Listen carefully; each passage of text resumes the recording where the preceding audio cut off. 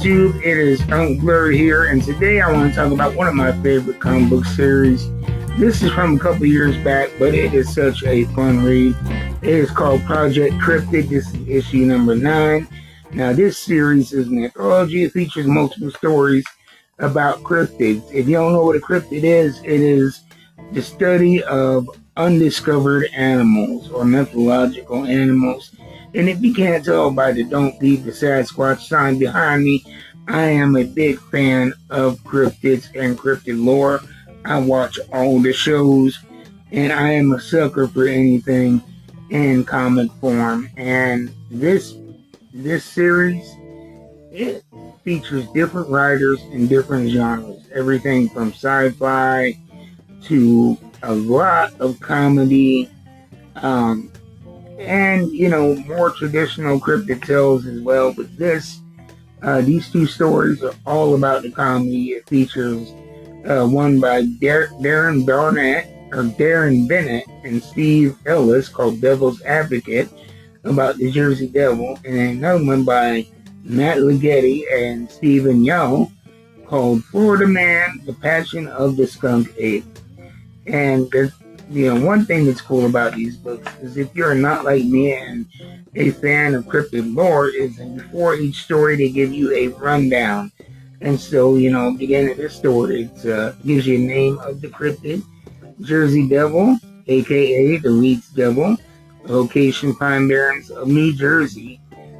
Description, it gives you a description of it, its origin story, the first sightings, most recent sightings, and different notes.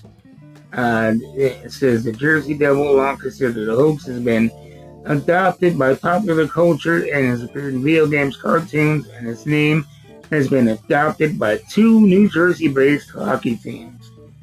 And the story here, it starts off, you see the Jersey Devil, he's breaking his way into the roof of the diner, and looks like it's about to be a chaotic scene. And really, the waitress is just mad that he didn't use the door.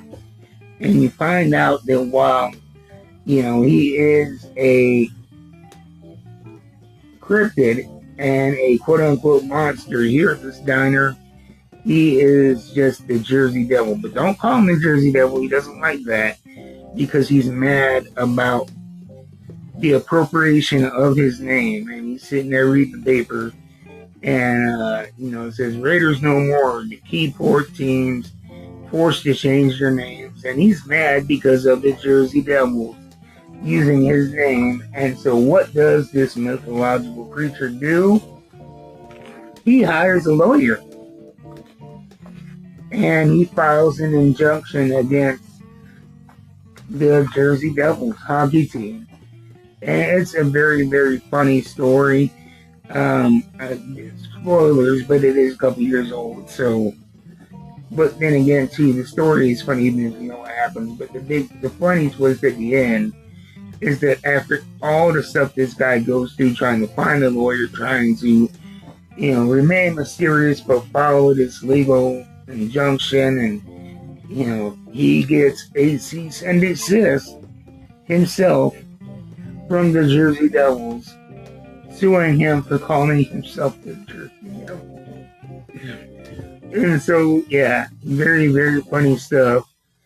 And then the next story is about the skunk ape, the Florida version of a Sasquatch. And it's a short, humorous story about a skunk ape who is, tired of living on the outskirts of society. So he shaves himself down and tries to adopt the lifestyle of these people that he sees all around him. But he keeps messing up and accidentally killing people and accidentally causing chaos because he doesn't quite understand society and the rules. And he just, shaved down. He doesn't look like a Sasquatch. He looks just like a scruffy dude. And, throughout all of this chaos, he becomes somewhat of a local celebrity. And by the end of it, this cryptid skunk ape turned Florida man is trying to be convinced to get into politics because they think he could be the next governor of Florida. So that wasn't one of my favorite stories in this, but it was a funny short story. The Jersey Devil story was a lot stronger story, a lot a lot funnier payoff. But this was 9 issues. I really enjoyed all of them. If you are interested in cryptids, this is a great place to start because you get, I discovered cryptids I didn't even know about through this series. They give you the lore, the history, and they give you a new story to add to the lore. So that's my thoughts on it. It is from Ahoy Comics. Okay, yeah, this is actually issue number 8. My bad, not 9, issue number 8. But it's from Ahoy Comics, Project Cryptid. Get it while you can. It should be available in trade paperback by now. See you guys next time. If you like to contribute to the growth of this channel, you can do so by buying me a coffee using the QR code on the screen. But the most important things you can do, like, comment, watch, subscribe, maybe even share. I'll see you next time. Until then, keep reading them books. You know I will. I'm out.